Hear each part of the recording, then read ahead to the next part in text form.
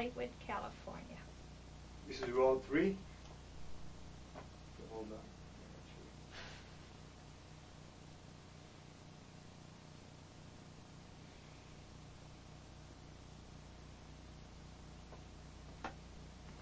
What, as a result of all of these horrible experiences and all the things you did during the war, how are you feeling now? Well, I had all these surgeries. What kind of surgeries? First I had the TB, and then I had a thyroid tumor removed. This was here? That was here in America. Then I had the 2 discs on my spine removed, the 2nd and 4th. Is that as a result? A car accident. I had a car accident. Somebody hit me. I had the 2nd and 4th disc removed. And then I had the 2 knees, metal knees, and that's, I guess, having no shoes and or cold weather there. And so I had the 2 knees put in. And now I have the heart trouble and the angina. And what happens when you go to the airport? Well, I have to get aside there, and they go until they find out that it's the knees, and they put those things on. It's so embarrassed. But what I was going to say, during the war, yeah, it was bad. I mean, because wherever you travel, you were being killed, you're being slaughtered, you're being tortured. In 1943, one day they came. The Jewish people were, up to 1943, they just couldn't go to the market and the store to shop. But they were in their homes. They were in their home, and they had the big yellow star. So we would try to give them food. So nobody could, they see you give them, then you're taken right away. So we'd give them some food. A lot of our Serbs were afraid even to do it. They were afraid. And we always figured we're Americans, so we can do it. But it wasn't like that. Because we didn't know. How did you get the food to them? In the evening, we'd take it to our neighbors. Because we had in our neighborhood, there were about 4 homes of Jewish. It wasn't a big city. It was a small town. It's small. So you can do it.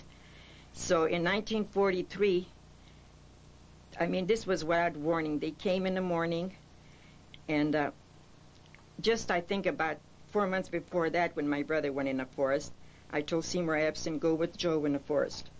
So he did go. He was a neighbor of yours? Yes. And I think 2 days later, they came. They came, I think, 2 to every Jewish home. Whatever they had, just in their hands, the baby in the hands, no food, anything, they took him away and never came back. And when we did come to camp, none of them returned. There was not one Jewish person that came back in our town. And I heard the Seymour Epstein that went in the forest, that he did come from the partisans, and when he found out there was no one, he went to Israel. I tried to find out about him, but I have no contact, to find him. Because that, if it wasn't for us, I think he wouldn't live, and we sent him to go with my brother. To the partisans. And that's what saved his life. Does your brother talk about the partisans? He's in Michigan. Oh, yeah, he talks about it. Well, he's real sick now, too. He had sugar diabetes. They had to amputate his toe. And from 180, he's only 130 now. So he's not feeling good. Did he describe how he lived with the partisans? How did they manage? I don't know much about it, but they lived in the forest. Let's say what happened even in the summer, what they would do, and in the winter. In the summer, when the corn, and if you lived in Europe, you know the corn, how they're hiding in the corns. And then we take them food there. And in the summer, when the wheat and thing is up, they're hiding there. So we'd know where to go and give them the food. And in fact, in that just before I was arrested, how I sent them I think I sent 100 of the youths to go in the forest because they wouldn't be living today. There was a sign that told them to go and take that lane and go in the corn. What they see was, I think, what was it? The wheat was up there. And I told them, just get inside and hide there.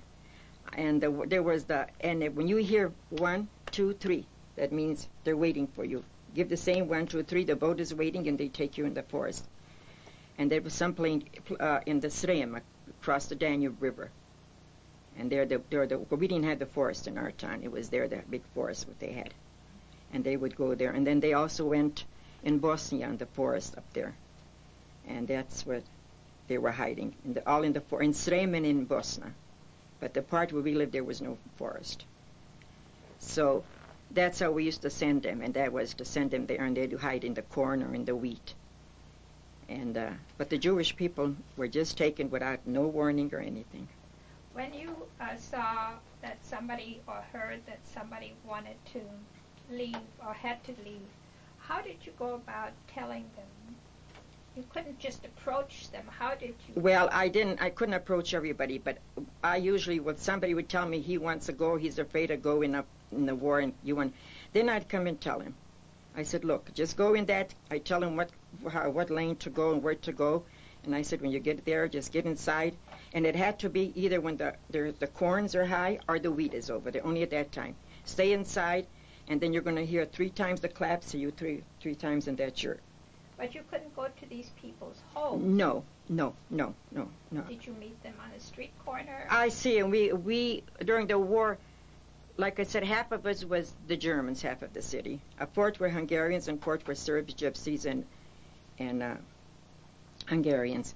So we would just, in front of the church, we just walk. We didn't go and walk, and then we'd just meet somebody and just whisper to him. That's it. But I wasn't in contact with everybody. Because if I was, I mean, you can't. But I had them sleeping in my home. We slept with guns under our pillows, with the bombs and everything. And if they did come in a home, I'd have to open that and lay on it myself, because I wouldn't give myself up. And this way, they tortured me and tortured. I don't know anything. Where's your brother? I don't know. Where's my brother? What are you doing here? I'm not doing nothing. But I didn't have to do it. If I sat and didn't do anything, I wouldn't have been taken. But you can't wait. You can't, when your brother's there and your father's taken and your baby brother's taken, you don't wait. If we all sat, we wouldn't be free today. So we had to, I didn't have to do it, but I just did it. Thank you. Okay, thanks. There's a lot of things, I should have wrote like... You have some pictures from your family. Yes, I do. We'd like to see them. Would you show them to us, Yes, please? I would. This is before the war. That's fine. That's what After the war, I didn't, And we'd like... Yeah, this is my mother and father, and they were married, I think it was 1912. And my dad first came in America, I think it was 1900 or something. And his sister died, and she had a little baby. So he went back to Europe and took that baby to his parents, and they got married and came back in America. And my dad's name is Milica Tavrazich, and my mother was Ivanka Jovitsky. Okay, this is my family. This is my dad, Milica Tavrazich, my mother, Ivanka Jovitsky, my older sister, Anne, brother Tom, then I come Melissa, then Kay, and then comes Christine, Joe, Victor, and Slavka. And this was taken, I think it was 1932 or something, 33 in there, I'm not sure. This is taken in Youngstown, Ohio. This is my father, Milica Tavrazich, and this was taken in Europe. I think it was 1948 or something in there. And this is my father, Milica Tavrazich, and this is when he came after the war back in 1952, and that is in Los Angeles.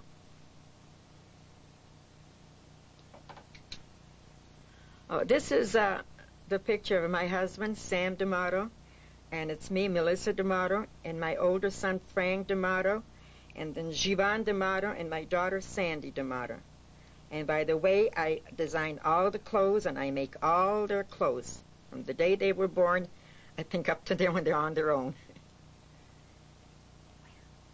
And that was taken in, let's see, she's 1950, 1960. Okay, this is my two sons and me, which is Frank is the older, Frank Damato, then I'm here, Melissa, and my son, Jivan Damato.